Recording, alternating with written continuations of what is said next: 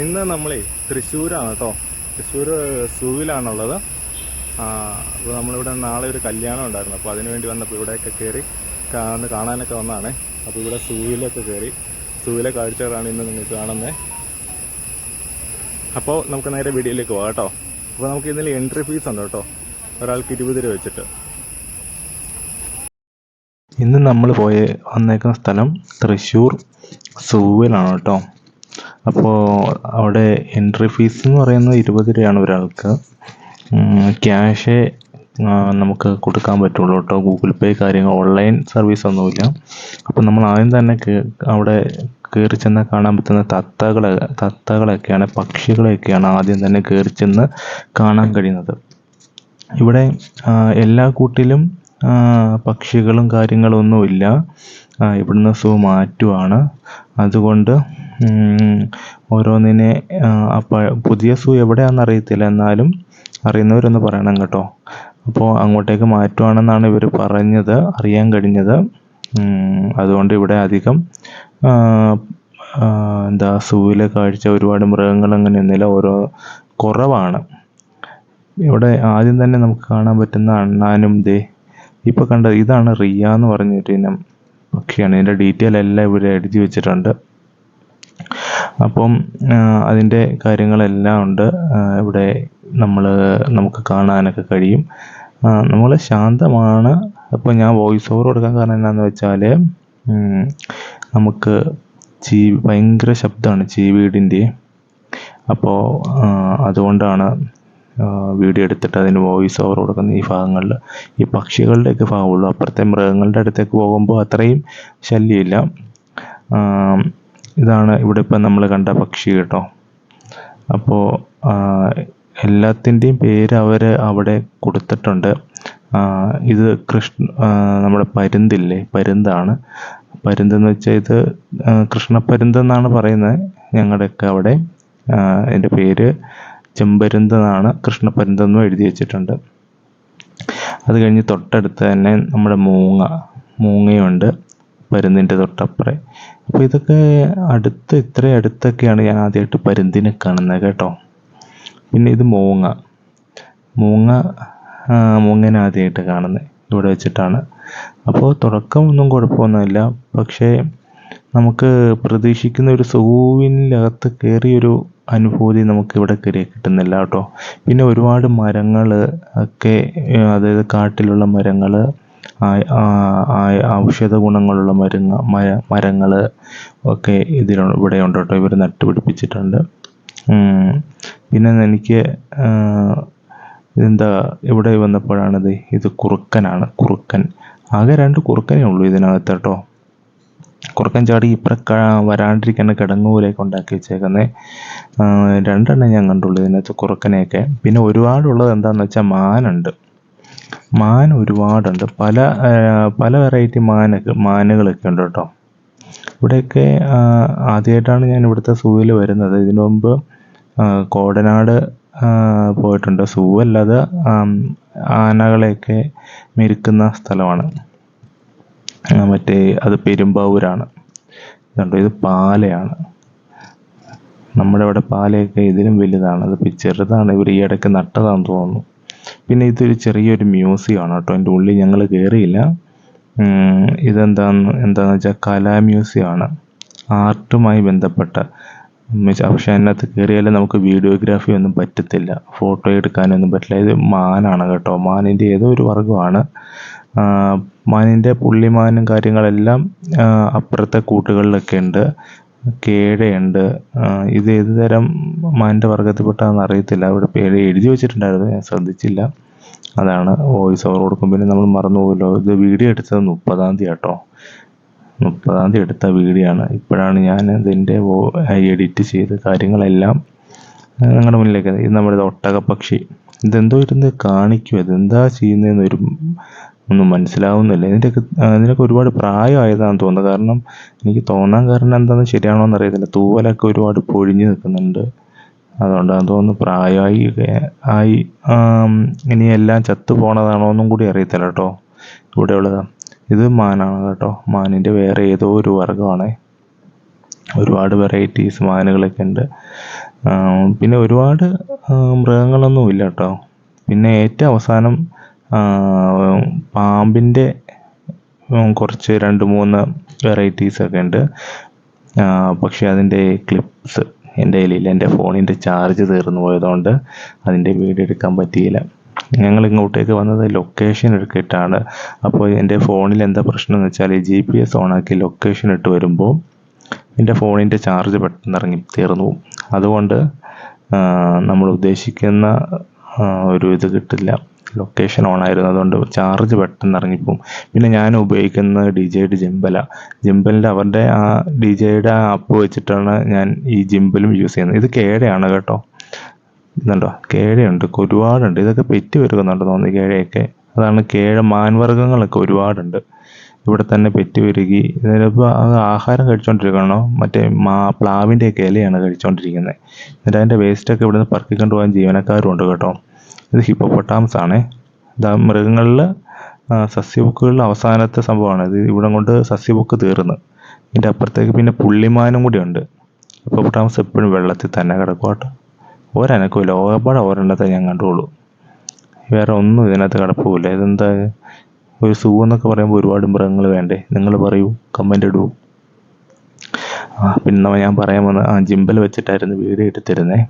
അപ്പോൾ അതിലും ജിംബലിൻ്റെ ആ തേർഡ് പാർട്ടി ആപ്പ് യൂസ് ചെയ്യുമ്പം അവരുടെ ആപ്പ് യൂസ് ചെയ്യണമെങ്കിൽ ജിംബൽ കണക്റ്റ് ആവണമെങ്കിൽ ഈ GPS-ഉം ഓണായിരിക്കണമെന്നുണ്ട്. അതുകൊണ്ട് പെട്ടെന്ന് ചാർജ് തീർന്നു പോകും. ഇതണ്ട, ഞങ്ങൾ വന്നപ്പോൾ ഇതെന്തോ ഒരു തടി കഷ്ണം പോലെ കിടക്കുന്നത്, പക്ഷേ അത് തടി കഷ്ണമൊന്നും അല്ല, മുതലയായിരുന്നു. മുമ്പിലൂടെ ശ്വാസം വെള്ളം അനങ്ങുന്നാണ്ടപ്പോഴാണ് മനസ്സിലായത് ഒരു മുതലക്കുള്ളാണെന്ന്. പക്ഷേ നല്ല അടിപൊളി തെളിഞ്ഞ വെള്ളം കേട്ടോ, സൂപ്പറാണ്. അപ്പോൾ അതിനകത്ത് മുതലയുണ്ട്. പിന്നെ ഇതിനകത്തൊരു ചെറിയ പക്ഷിയാട്ടോ. പക്ഷി എന്ന് വെച്ചാൽ ഈ നീർക്കാക്ക ഇല്ലേ, അതാണ് ഇതിനകത്തുള്ളത് കേട്ടോ. അപ്പോൾ നീർക്കാക്ക 3 എന്തൊക്കെ പക്ഷിയുണ്ടോ അതിൻ്റെ എല്ലാം പേര് ഇതിനകത്ത് ഇവർ എഴുതി വെച്ചിട്ടുണ്ട്. അപ്പോൾ ഇവിടെ എല്ലാം ഞാൻ വോയിസ് കൊടുത്തു പോയതാണ്. ഇപ്പോൾ ഞാൻ വീഡിയോ എഡിറ്റ് ചെയ്യാൻ നേരത്ത് കയറിയപ്പോഴാണ് ചീവീടിൻ്റെ ഒച്ചയാണ്. എൻ്റെ ഒച്ചയേക്കാളും മുമ്പിലെ ചീവീടിൻ്റെ ഒച്ചയാണ്. എന്നാൽ വോയിസ് മൊത്തം കളഞ്ഞിട്ട് ഞാൻ വോയിസ് ഓവർ കൊടുത്തു. പിന്നെ വീഡിയോ എടുക്കുന്നതിലും കുറച്ചൊക്കെ അബദ്ധം പറ്റി കേട്ടോ. ഒറ്റ ക്ലിപ്പായിരുന്നു, അതിൽ കുറേ പ്രശ്നങ്ങളുണ്ട്. ഞാൻ ജിംബൽ മേടിച്ച പിന്നെ ഇപ്പോഴൊക്കെയാണ് ഉപയോഗിച്ച് നോക്കുന്നത്. അതിൻ്റെ ചെറിയ ചെറിയ പോരായ്മകളൊക്കെ ഉണ്ട്. ഇനിയും ഇത് കണ്ടിന്യൂസ് ആയിട്ട് ഉപയോഗിക്കണം. അതുകൊണ്ട് ഞാൻ പറഞ്ഞില്ലേ പുള്ളിമാനുണ്ടെന്ന്. പുള്ളിമാനാണ് കേട്ടോ ഇത്. ഞങ്ങളുടെയൊക്കെ അവിടെ ഉണ്ട് കേട്ടോ. അതായത് മറയൂർ പോകുമ്പം മാന്, കേഴ, പുള്ളിമാന്, പിന്നെ ഇരവികുളം നാഷണൽ പാർക്കിൽ പോകുമ്പോൾ വരയാട്, അങ്ങനെയൊക്കെ ആടുവർഗ്ഗങ്ങളിൽ പെട്ടതും പോത്തും ആനയൊക്കെ ഞങ്ങളുടെ നാട്ടിലുണ്ട്. സൂവിൽ ഉള്ളതിനേക്കാളും കൂടുതൽ ഞങ്ങളുടെ നാട്ടിലുണ്ട്. ഇവിടെ വന്ന് തോന്നിയപ്പോൾ എനിക്ക് തോന്നിയതാട്ടോ. അത് പോട്ടെ, ഇവിടെ കാണാൻ വന്ന് നമ്മൾ കണ്ടു പോകുന്നു.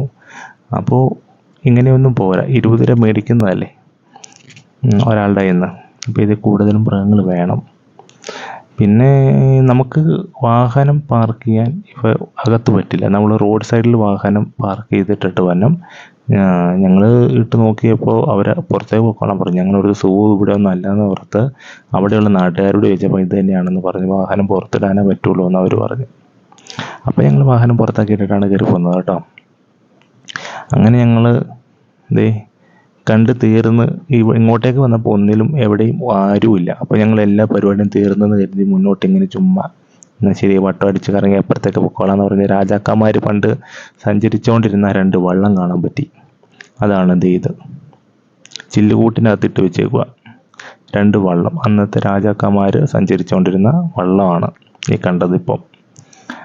അപ്പോൾ വീണ്ടും ഞങ്ങൾ മുന്നോട്ട് പോകണു. കണ്ടോ, അപ്പം ഞങ്ങൾ നിൽക്കുന്നത് ഇപ്പോൾ തൃശ്ശൂർ സൂവിലാണ് കേട്ടോ. ഒരുപാടൊന്നും കാണാനില്ല, എന്നാലും 20 രൂപ ഒരാൾക്ക് ടിക്കറ്റ്. അതിനുള്ളതൊക്കെ ഉണ്ട്. ഇവിടെ സൂ മാറ്റും കണ്ടാണെന്നാണ് പറഞ്ഞത്. അപ്പോൾ അതുകൊണ്ട് മൃഗങ്ങളെ മാറ്റുന്നതാണോ എന്നും കൂടി അറിയത്തില്ല. ഞങ്ങളപ്പോൾ ജസ്റ്റ് തൃശ്ശൂർ വന്നപ്പോൾ ഇവിടേക്ക് ഒന്ന് കയറിയതാണ്. അപ്പം അങ്ങനെയുള്ളതാണേ. അപ്പോൾ ജസ്റ്റ് കുറച്ച് ഒക്കെ കാണാനുള്ളൂ. നമുക്കിവിടെ വേറെ എന്തൊക്കെ കാണാനുള്ള പക്ഷികളാണ് കൂടുതലുള്ളത്. എല്ലാത്തിൻ്റെയും പേര് ഇവർ കൊടുത്തിട്ടാണ് ഓരോ പക്ഷികളുടെയും. ഓസ്ട്രേലിയ കണ്ടുവരുന്ന 10 മുതൽ 15 വർഷം വരെയുള്ള ആയുസ് മുട്ടവിരിയന്തായിരിക്കും. ഇതിൻ്റെ പേരെന്താ? എമു ആണ്. എമു. ജീവി സംരക്ഷണ നിയമമൊക്കെ ഇവിടെ ഉണ്ട്. ഇതൊക്കെ പാലിച്ച് വേണം നമ്മളിവിടെ പ്രവർത്തിക്കാൻ കേട്ടോ. ഇവിടെ ഒന്നും മൃഗങ്ങൾക്കൊന്നും ഭക്ഷണമൊന്നും കൊടുക്കാൻ പറ്റത്തില്ല കേട്ടോ.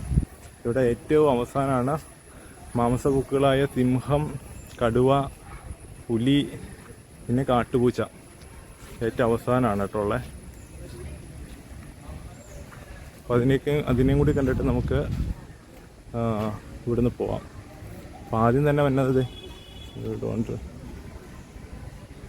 ഉപദ്രവിക്കാനോ ശല്യപ്പെടുത്താനോ ഉള്ളത് കടുവയെ കാണാം.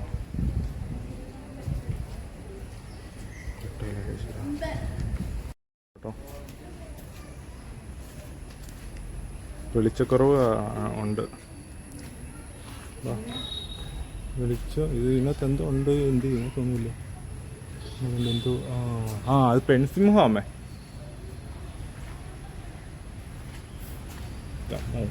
ഇത് സിംഹം ഇവിടെ ഉണ്ട് കേട്ടോ. പക്ഷേ വെളിച്ചം കുറവുണ്ട്, ഞാൻ ശ്രദ്ധിച്ചില്ല.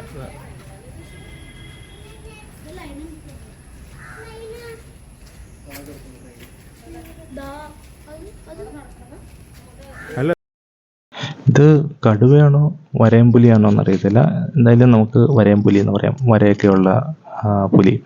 അപ്പോൾ ഞങ്ങൾ വന്നപ്പം ഇത് ഇവിടെ കിടന്ന് ഉറങ്ങുമായിരുന്നു. ഉറങ്ങിക്കഴിഞ്ഞ് തിരിച്ച് സിംഹത്തെയൊക്കെ കണ്ട്, സിംഹത്തെയൊന്നും കാണാനേ പറ്റുന്ന വെളിച്ചമില്ല. ഒരു ലൈറ്റ് ഇട്ട് കൊടുത്താൽ എന്താ കുഴപ്പം. അപ്പോൾ വരയൻപുലിയൊക്കെ നടക്കുന്നത് ഇങ്ങനെ കണ്ടു. വീഡിയോ എടുക്കുന്നതുകൊണ്ടാണെന്ന് തോന്നുന്നു അവൻ എഴുന്നേറ്റ് നടന്നു. ഇത് പുള്ളിപ്പുലിയാണ്, കിടന്നുറക്കമാണ്.